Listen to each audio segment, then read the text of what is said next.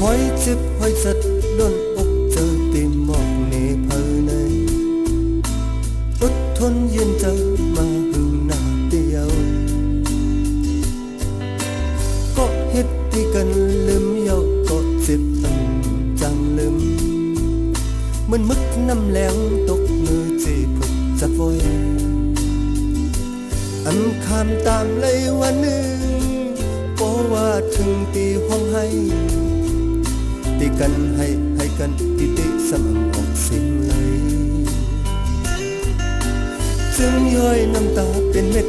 เจ็บก็อันขาดไหลเหมือนกี้น้ำล้นตกลงเลยจอมน้อยเมื่อหันพยายามนั้นอ่านห้องเสียงให้แห้งก่อนวัดอันปันเฮาใจห้องออกสิ่งให้อันเป็นลูกสุ่มลายตายก็ให้มันตายสมตั้งพักในให้อันออกสิ่งไหนปล่อยให้ต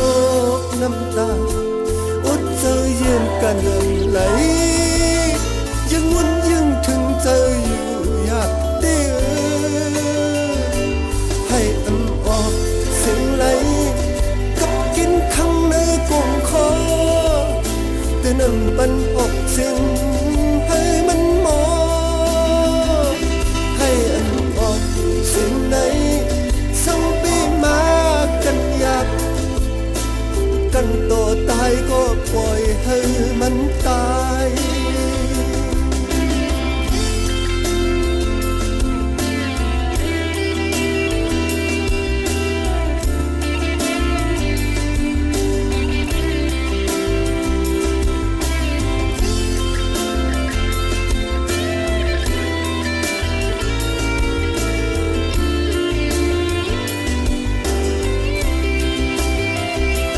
อันเป็นลูกสุ่มลาย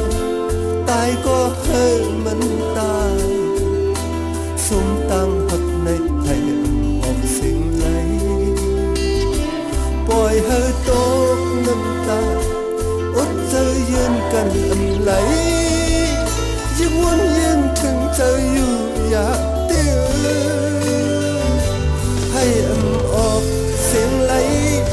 กับกินข้างในกงคอแต่นั้นปันออกเสียงให้มันหมอให้อันออกเสียงไหนสังฟิกมากันอยากกันต่อตายก็ปล่อยให้มันตายให้อันออกเสียงไหลกับกินข้างในกงคอแต่นั้นปันออกเสียงให้มันหมอให้อันออกเสียงไหนสังปีมากันอยาก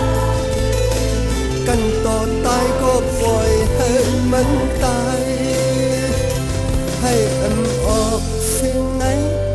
สังปีมากันอยากกันต่อตายก็ปล่อยให้มันตาย